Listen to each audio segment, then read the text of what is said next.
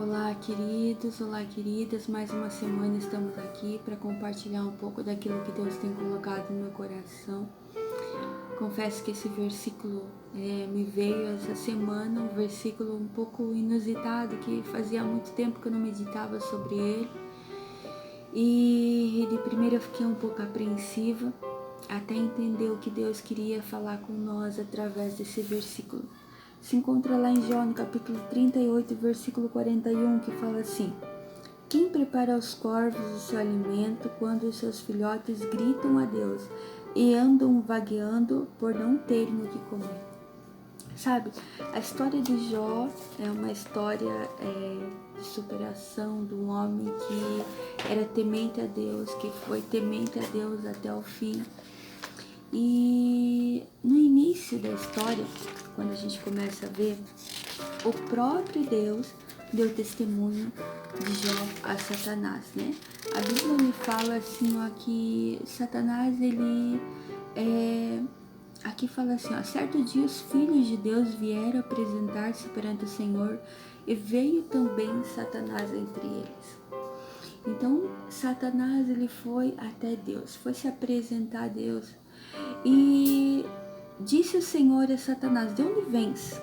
Respondeu Satanás ao Senhor: de rodear a terra e passear por ela. Então disse o Senhor a Satanás: observastes o meu servo Jó?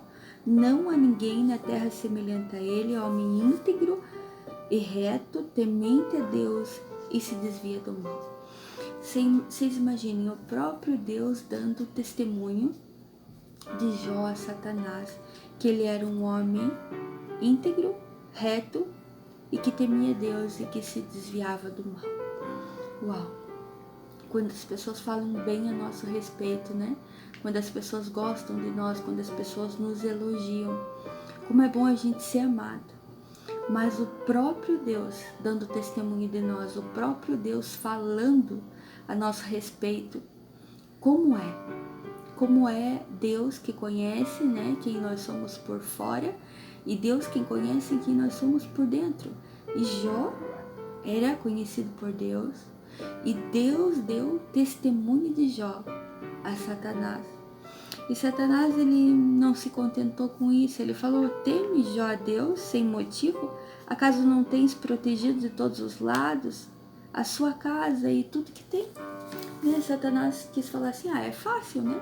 Ser temente a você, se desviar do mal, ser íntegro, ser reto, porque tu dá tudo pra ele, tu cerca ele de bens, tu dá tudo pra ele, esse cara tem tudo. Aí é fácil servir a Deus. Então a história de Jó começa a mudar.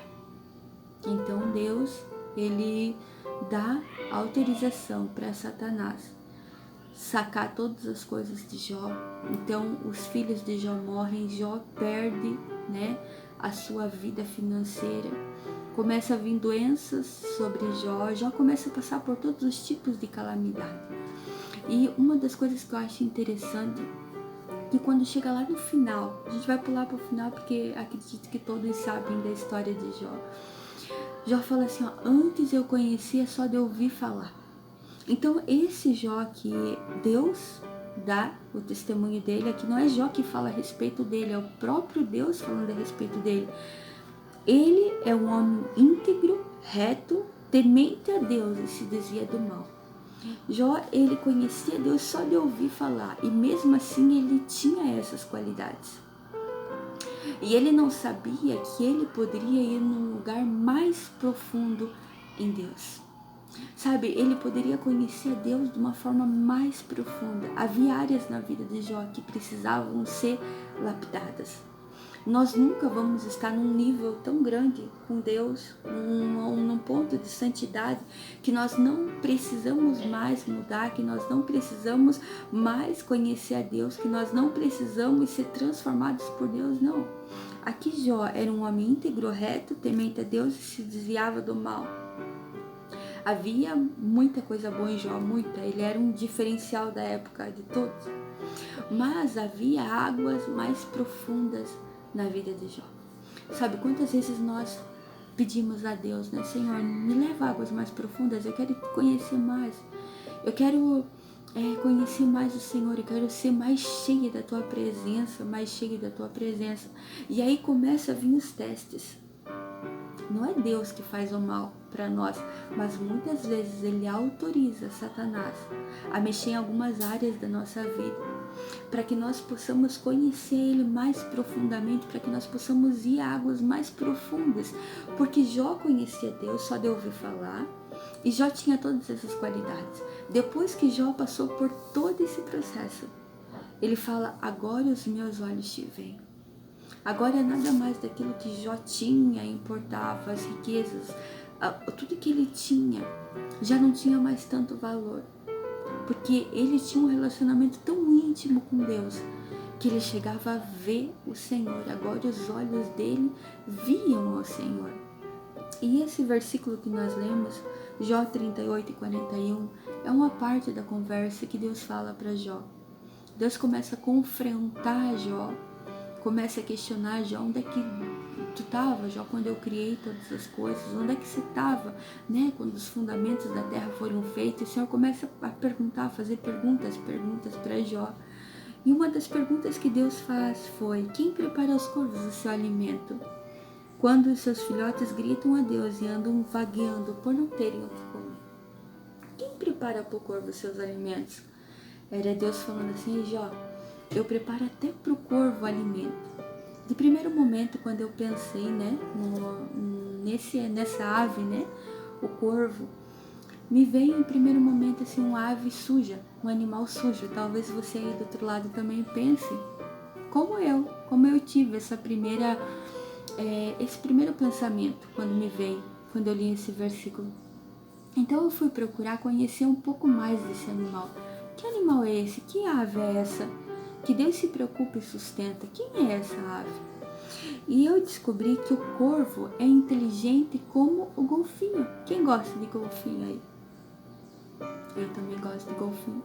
Crianças também amam golfinho pela inteligência que eles têm, pela capacidade de aprender, né? E tantas coisas lindas que o golfinho faz. E o corvo, ele tem a mesma inteligência que o golfinho. Sabe, o corvo, ele tem a capacidade de imitar a voz humana e imitar som de outros animais. Eu não sabia isso também. O corvo se adapta facilmente. Os corvos, eles fazem brinquedo com galhos e pinhas. Eles tomam banho de formiga. Olha como eles são inteligentes. Eles tomam banho de formiga porque as formigas têm uma ação inseticida. E isso livra dos outros bichos picar eles, então eles tomam banho de formiga. Sabe, a gente não tinha toda essa informação sobre corvo e tem muito mais. Tem muitas coisas que a ciência acabou descobrindo do corvo. Mas Deus, que fez o corvo, que criou o corvo, Deus conhece o corvo, Ele sabe dessas qualidades que o corvo tem e de muitas outras que nem a ciência mesmo sabe. Então Deus se preocupa com o corvo, porque Deus não vê como o homem vê.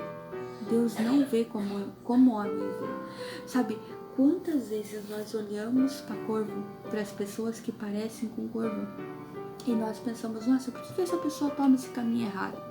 Por que essa pessoa age desse jeito? Por que fala desse jeito? Não, isso nunca vai dar certo. Isso daí não presta. Para nós, essas pessoas são corvo. Só que não foi nós que criamos essa pessoa. Não foi nós que demos vida para essa pessoa. Não foi nós que pagamos um alto preço na cruz por essas pessoas. Então nós simplesmente consideramos corvo sujo e desprezível.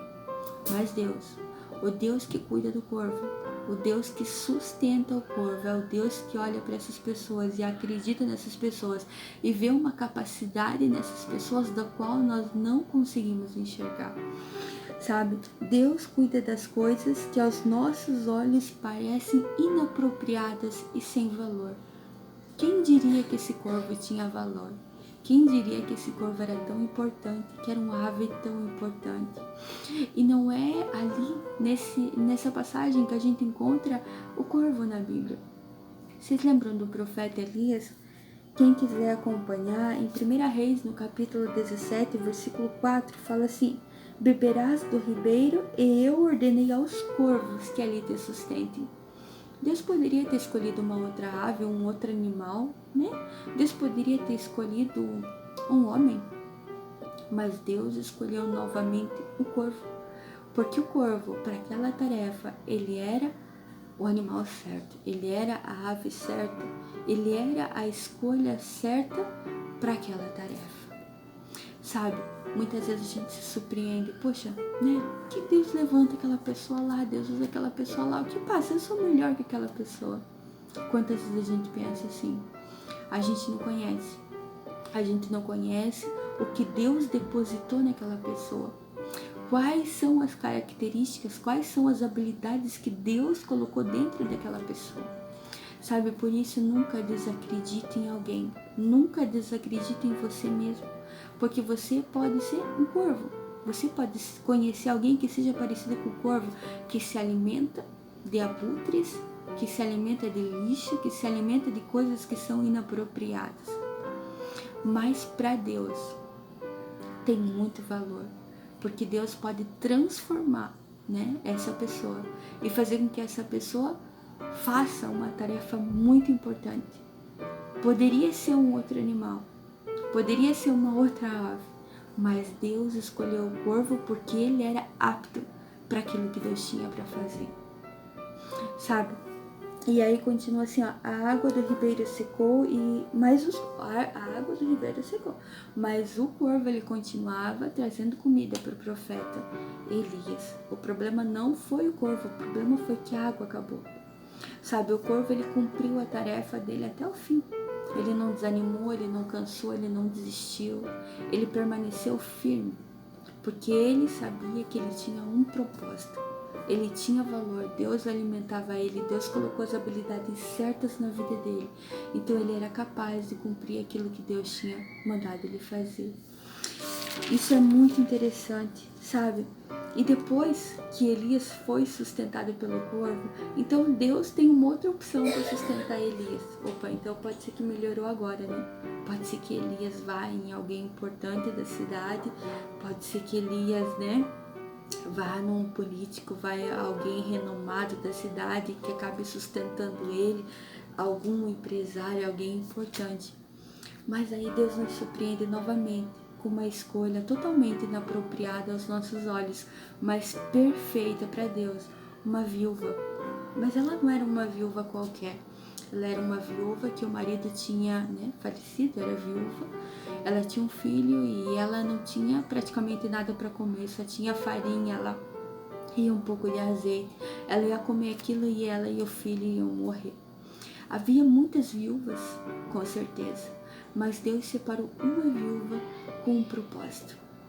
Sabe, uma viúva que tinha fé, a ponto de primeiro fazer para o profeta, primeiro fazer para entregar para Deus e confiar que Deus era o Deus que ia suprir as necessidades dela. Sabe, era uma escolha totalmente inapropriada aos nossos olhos. Teria uma escolha melhor.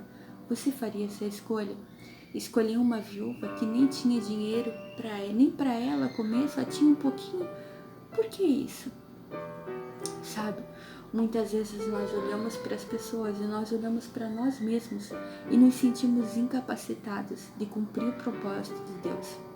Porque nós queremos cumprir o propósito que Deus tem nas nossas vidas com as nossas habilidades, com as nossas forças, com a nossa estratégia, com a nossa maneira de viver, a maneira de ser, sabe?